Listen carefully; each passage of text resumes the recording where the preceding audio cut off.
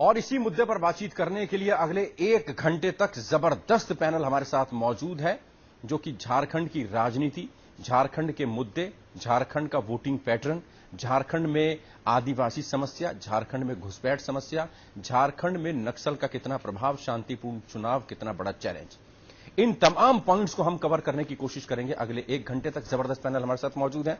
Bharatiya Janata party से captain I Singh, नेता प्रवक्ता हमारे साथ मौजूद हैं। संजीत कुमार कांग्रेस पार्टी को रिप्रेजेंट करेंगे। राहुल तलान पॉलिटिकल एक्सपर्ट के तौर पर हमारे साथ मौजूद रहेंगे। डॉक्टर सुनील कौशिक वरिष्ठ पत्रकार के तौर पर विभाग राय रखेंगे अपनी, और डॉक्टर नीलम मिश्रा झारखंड मुक्ति मोर्चा की नेता प्रवक्ता भी हमारे साथ जुड़ेंगे कुछ ही देर में। सिंह साहब, सबसे पहले आपके पास शांतिपूर्ण तरीके से मतदान, 43 विधानसभा सीटें, पहले चरण में जबरदस्त वोटिंग की खबर, सरकार के पक्ष में या विपक्ष में भारतीय जनता पार्टी क्या मानती है? 3 बजे तक 60% वोटिंग हो गई। निश्चित तौर पर भूपेश जी, आज जिस तरह से ये जो आंकड़े आ रहे हैं, कितनी भारी वोटिंग वहां हो रही है, तो कहीं ना कहीं झारखंड की जनता के दिल में रोष तो है इस सरकार के खिलाफ। जिस तरह से वहां सरकार ने 5 साल कार्य किया है, सिवाय वहां जमीनें हथियाना, लोगों के जो अधिकार है उनको पूरा न करना, रोहिंग्यों और बांग्लादेशियों को बसा के वहां वोटर कार्ड उनके बनवाना, कोई जो है ना वहां मूलभूत सुविधा का कोई आम जनता तक न पहुंचना, तो इतनी ऐसी बहुत सी बातें हैं जो सरकार ने कभी ध्यान नहीं दिया। सरकार सिर्फ एक ही काम में लगी रही कि किस तरह से इस प्रदेश को लूटा जाए, किस तरह से नए नए घोटाले किए जाए, किस तरह से जमीनों को हथियाया जाए, इसमें सरकार रही। और इस केस में वहां के मुख्यमंत्री, आपने देखा होगा कि जमीन घोटाले में जेल में भी गए। कोयला खदानें उन्होंने आवंटन किस तरह से की थी, वो भी जो है ना सरेआम दिखाई दिए।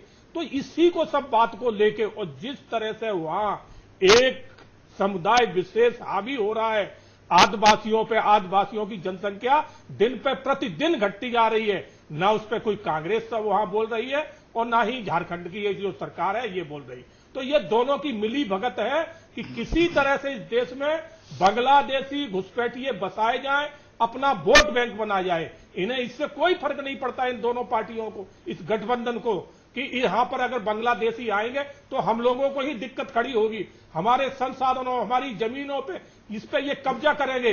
मगर इससे कोई मतलब नहीं है, सिर्फ वोट चाहिए। और वोट के लिए मैंने पहले भी कहा है, ये गठबंधन ऐसा है, अगर इन्हें लगे कि हम देश बेच दें और हमें सत्ता मिल जाएगी, देश बेच देंगे। ये गठबंधन ऐसा, और इसमें कांग्रेस बहुत बड़ी खिलाड़ी है। इसने जब से देश आजाद हुआ है यही कार्य किया है, जाति धर्म मजहब पंथ में बांट बांट के हिंदुओं को जो है ना नेगलेक्ट किया है। आज इनकी स्थिति इसीलिए तो इतनी बुरी हो रही है। चलिए आता हूं आपके पास। बड़े गंभीर आरोप लगा दिए संजीत भाई।